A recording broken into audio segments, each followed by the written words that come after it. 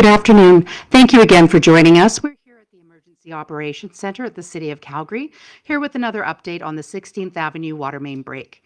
Today, providing your update will be Mayor Jody Gondek. We'll hear from Calgary Emergency Management Agency Chief Sue Henry. We will move on to Director of Capital Priorities and Investment, Francois Bouchard. And joining us also is Chris Collier, the Director of Occupational Health and Safety. And we'll turn it over to Mayor Gondek to start. Thank you, Mayor. Thank you. Oki Daranastada Ambawastich Tanse, and good afternoon, everyone. Last night, there were 2 workers injured during the repair of the water feeder main. They were immediately taken to hospital. 911 was called immediately, and I'm happy to tell you that neither are in critical condition. They did sustain serious injuries. One's been treated and released, and the other remains in hospital. I want to thank these individuals for the hard work that they have been doing and want them to know that we are thinking of them and their families. After a work stoppage and a safety inspection, Alberta Occupational Health and Safety has given the go-ahead to have welding continue on site. That was the activity that was looked into with the inspection. Crews are doing a safety review and are expected to return to their work this afternoon, and Director Collier will have more information about the process that it took to make sure that it was safe to continue with this work. We've learned that more of the feeder main has been scanned by robots, and this is to ensure the integrity of the rest of the pipe. Director Bouchard will have more information about the work that's being done to get the feeder main back up and running. And there is a concerning trend in water use in our city, and we need all of you to keep up the efforts to conserve water. Yesterday, we used the most water since Saturday, and that is taking us far above the safety threshold, and our supply is lower than it has been in the last few days. This morning, we were at a place where we really didn't have enough of a cushion for life-saving efforts like those in hospitals or in firefighting. Some of you may have heard about a 2-alarm fire last night in Woodbine. Chief Henry will have more information for you about how much water was used in that firefighting effort, and I want to thank the Calgary Fire Department for their quick response to that emergency. Now, it's been a week since the city woke up to water conservation requirements, a week since we had that alarm in the morning letting us know that we had our water supply compromised. Calgary, I need you to continue those efforts. It's only if you and I keep banding together and reducing the amount of water that you're using that we will be in the kind of situation we need to be in. We need to ensure that emergency crews are able to do their jobs, and we can only do that if we continue to save water. With that, let me turn things over to Calgary Emergency Management Agency Chief Sue Henry. Thank you, Mayor. Good afternoon, everyone. Today marks 1 week since we activated our municipal emergency plan and opened the Emergency Operations Center in response to the water main feed break on 16th Avenue. I want to thank all of our CEMA agency members that are downstairs working diligently to restore the City of Calgary's water supply. Today is a good reminder that work needs to happen quickly, but it also needs to happen safely. We have Director Christopher Collier with us today, who will give you an update on last night's incident. I wanted to touch quickly on how important it is for us to continue to limit our water use so we can save that water for critical firefighting efforts if it is needed. Last night, the Calgary Fire Department was called out to a 2-alarm fire in the community of Woodbine. Due to the quick response efforts and early intervention of Calgary Fire, approximately 100,000 liters of water was used to extinguish the fire. On an average basis, this kind of fire could require 600,000 liters or up to 1.5 million liters to put out. So thank you to our fire department that was able to respond very quickly to get that situation under control. This is a great reminder for us to ensure our first responders have the water that they need to respond to public health and safety situations while we are all making this effort to conserve water. Some ongoing disruptions continue in some of the city's services. Our recreation facilities, weight rooms, and fitness rooms remain open, along with non-water-based programs, including our art centers. Pools and showers remain closed, and swimming lessons are canceled. If you've had your rec program canceled, you will be notified via email and you will be issued a refund. Arenas also remain closed, except those that have dry pads, which are used for programming like ball hockey. There is an ongoing closure of some sections of the Bow River pathway, along with the Edworthy North parking lot that started at noon today. During this time, local traffic is still being allowed, and we're aiming to have the parking lot reopened for Monday morning. The opening of our city wading pools and spray parks that typically open for us on Father's Day weekend will be postponed until after the water restrictions have been lifted. You will also see our city crews watering the golf courses, particularly the greens and the new trees. This water that they're using is non-potable water. It is not suitable for drinking, and it does not impact the city's water supply. A quick update for you today on the numbers we're seeing from Bylaw and 311. To date, we've received 1,250 calls related to water misuse.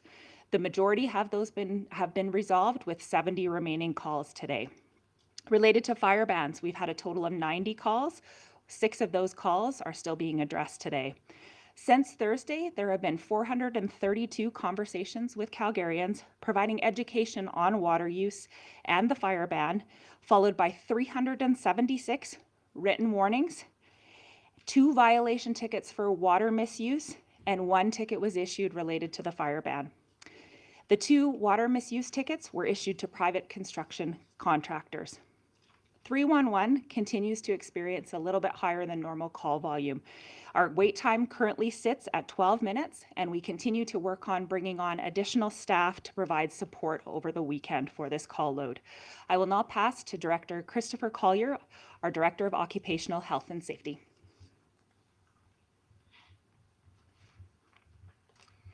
Good afternoon, everyone. Just a little bit more detail on those 2 injured workers that we spoke about earlier.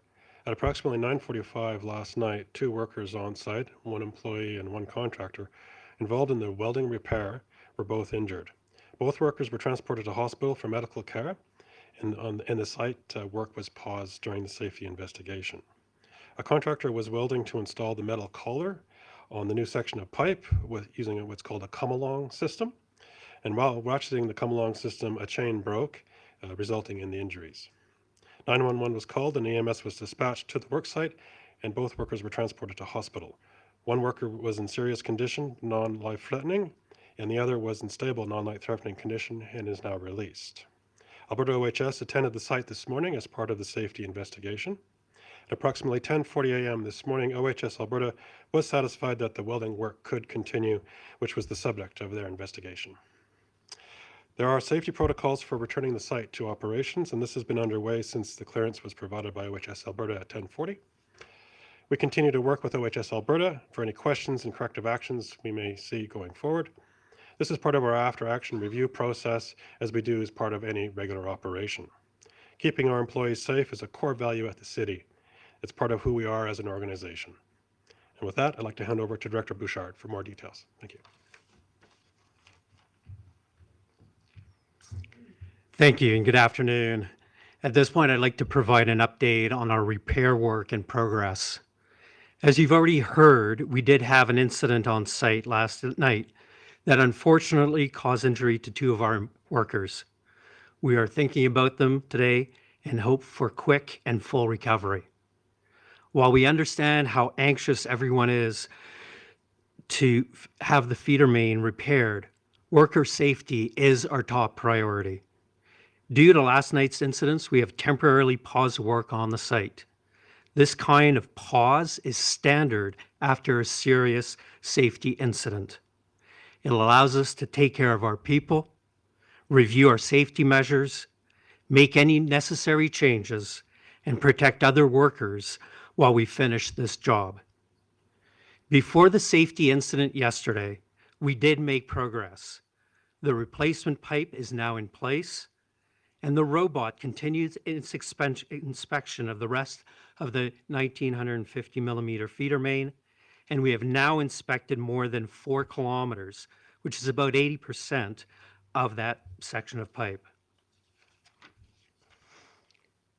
The work that we're doing now is, before we start work again, we do a safety review. When a safety review is complete and we're confident that safety issues have been addressed, we will return to our repair work. We expect to resume welding early this afternoon.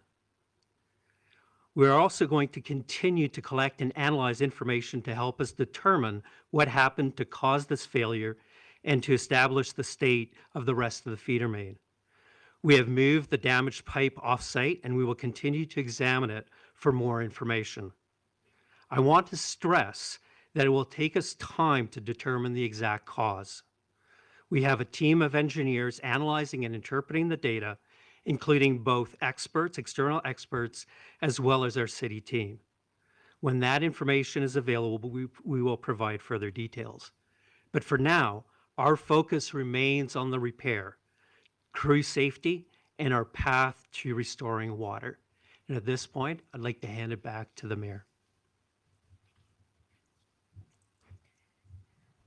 Thank you to the crews who are working on site. Thank you for all the folks that are working here within the Emergency Operations Center.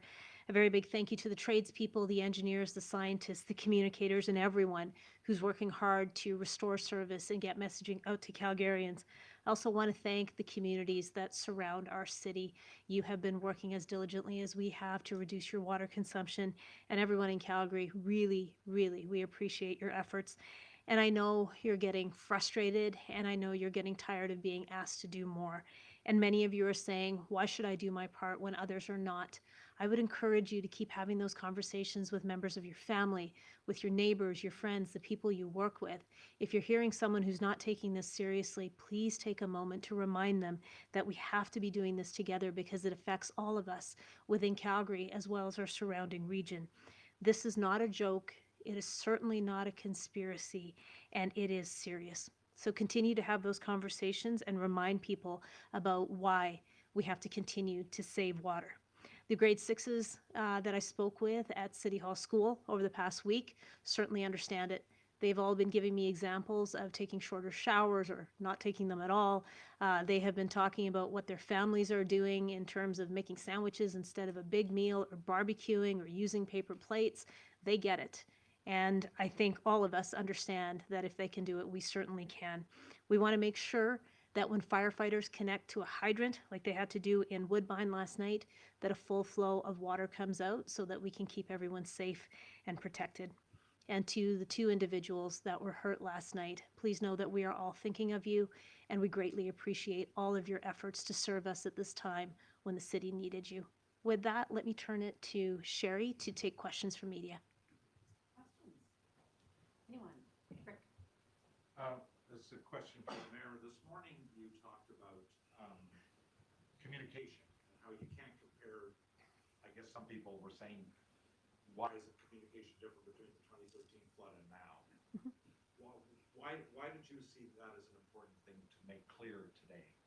I think it was an important clarification because that question has been posed. It's been asked. There seemed to be a different strategy in terms of communication during the flood. Why is that not being used this time around? And I think it was critical for people to understand that during a state of local emergency, there is a closer engagement between members of administration and members of council. That's why there was a different flow of information to the mayor in 2013 at that time.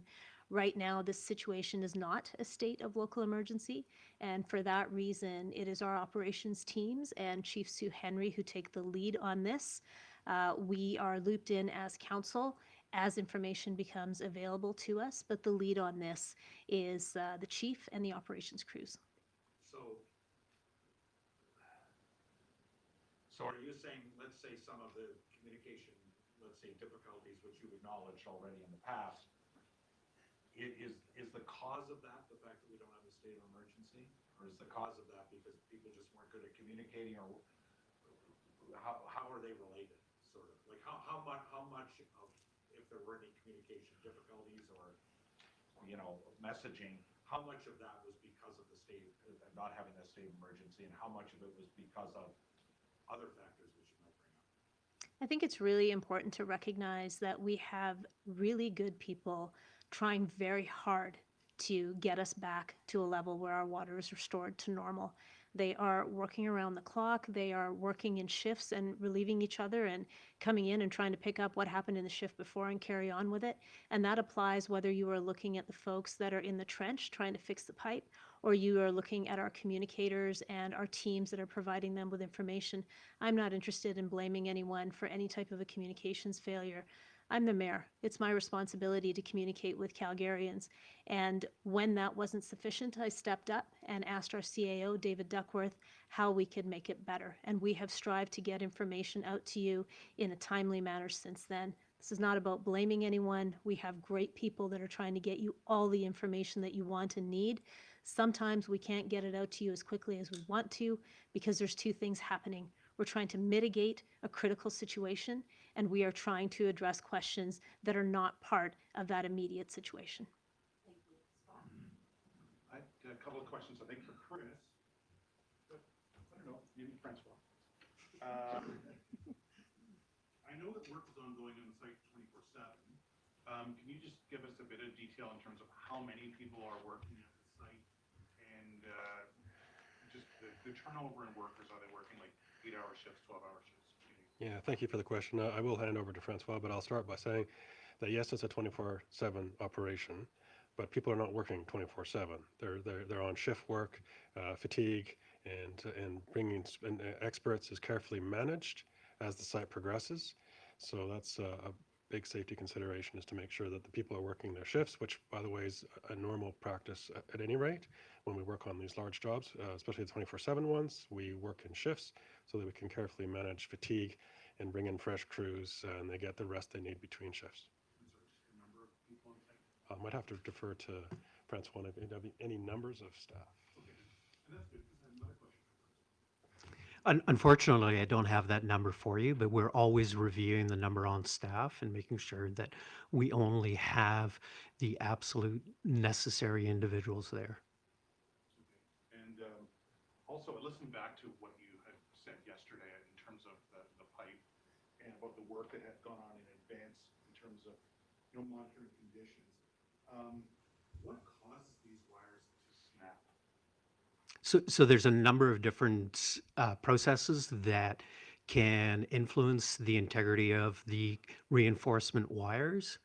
One of which is simply corrosion of the pipes over time, and that is then related back to soil conditions. But that's only one of many factors that could lead to that outcome. Just to close that loop, are you concerned that could pose an issue for other wires on this feeder main elsewhere on this line? So we're always concerned with our infrastructure and how it's performing. And this experience has led us to do further tests to look at the condition of the pipe, and that's what the robot is all about in terms of putting it within the drain pipe now that it has been drained for the repair. So we're always interested in how much additional information we can get regarding the condition of the pipe in our infrastructure. Thanks very much. Global. How does last night's incident affect the timelines you folks are working with to get this repair up, considering the pipe is now in the ground? That's a great question. So thank you for asking it. And we always take worker safety extremely seriously. So stopping and addressing the safety issues was a must. There's no doubt about that. And we also know that every hour counts in our response. But yes, it will impact our timelines, and we're currently assessing what does that look like. But what we will continue to do is do the work safely. Yes, I do have a question about Shoalhays Park. I had somebody reach out and call me and ask about the closure at Shoalhays Park. Why is that area still closed? I know we have some damage in that area. What does the situation look like in Shoalhays and perhaps even the Edworthy parking lot and the Boulder pathway? What's going on there with those closures and why is that still closed?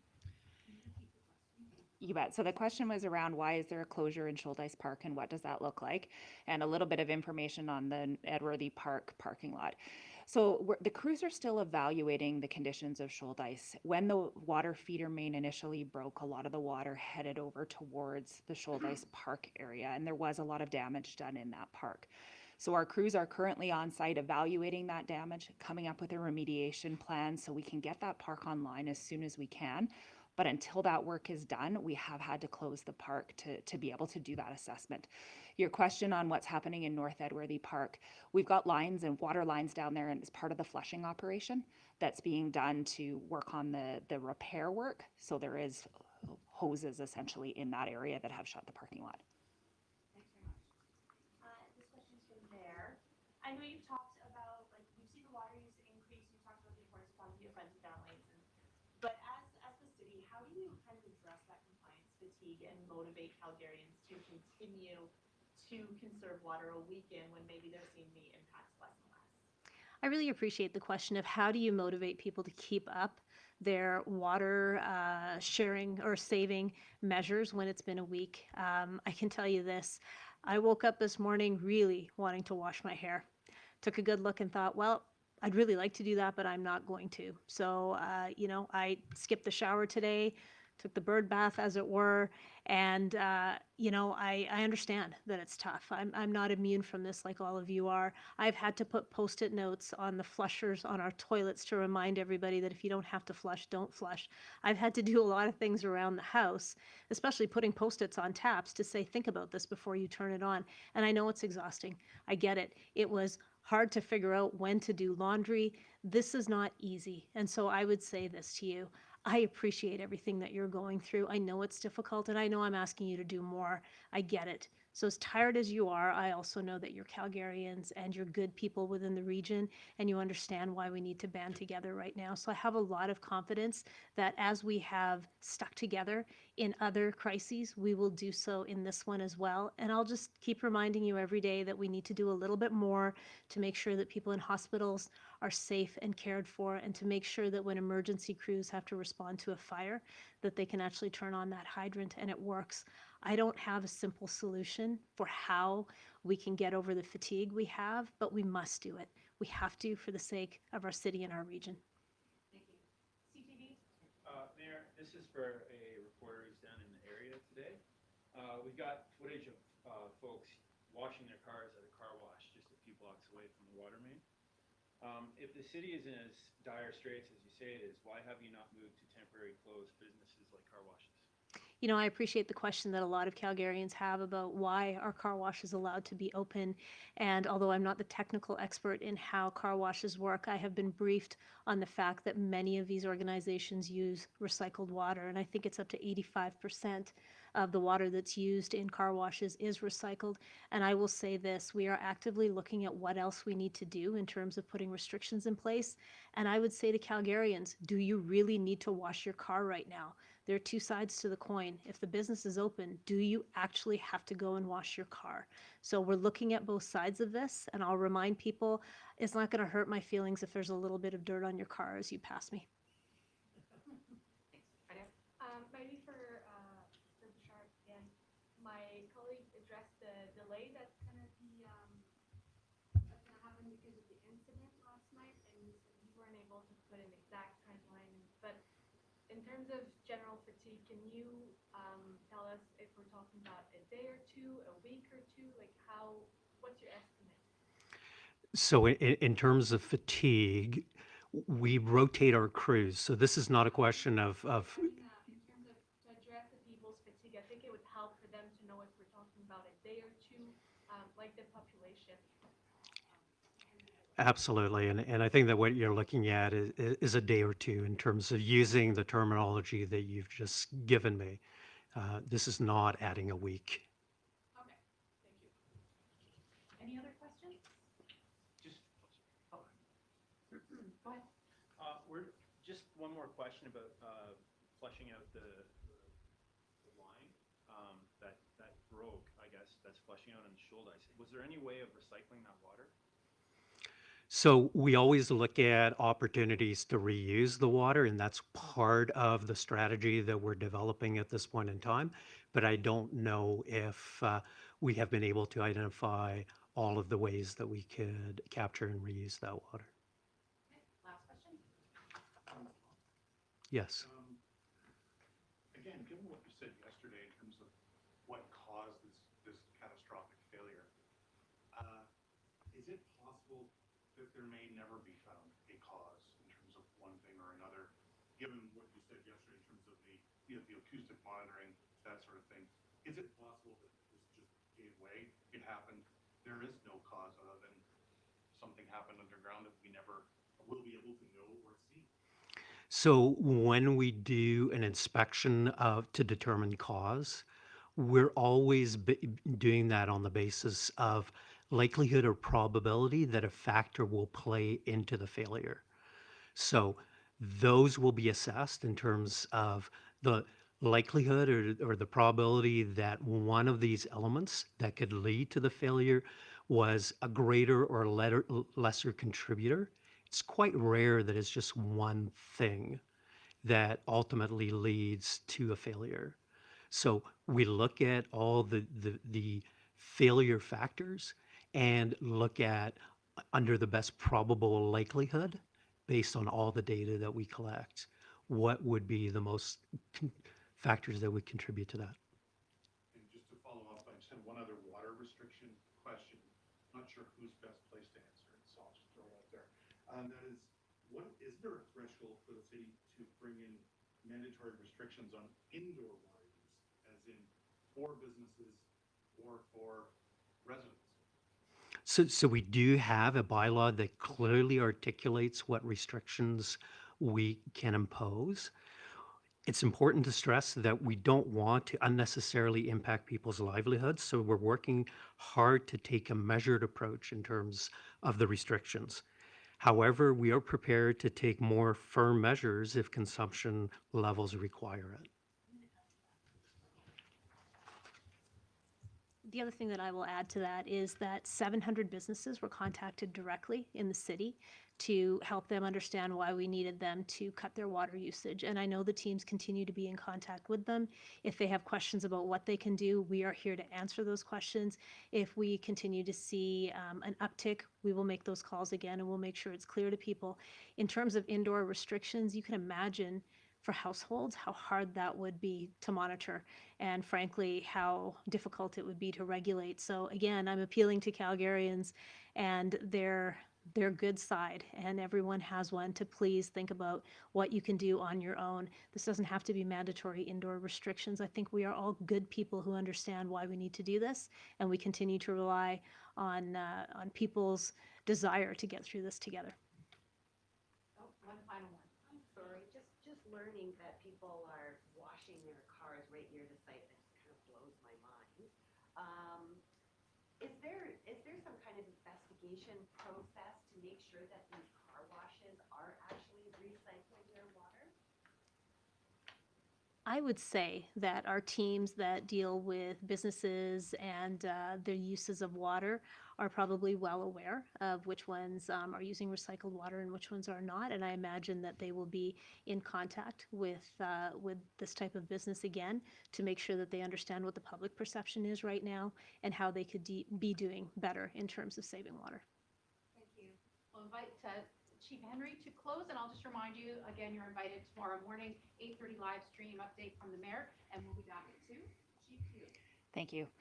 Calgary is such an incredible city, and we have such an incredible community spirit. The city banded together and showed us on Saturday that we can hit 27% reduction. We can do that again, and if we just band together a little bit longer, we will go back to that 25% target that we have. So a thank you to all Calgarians, a thank you for businesses, for all of the visitors to our city, and to the incredible teams that are working around the clock to try to repair this for you.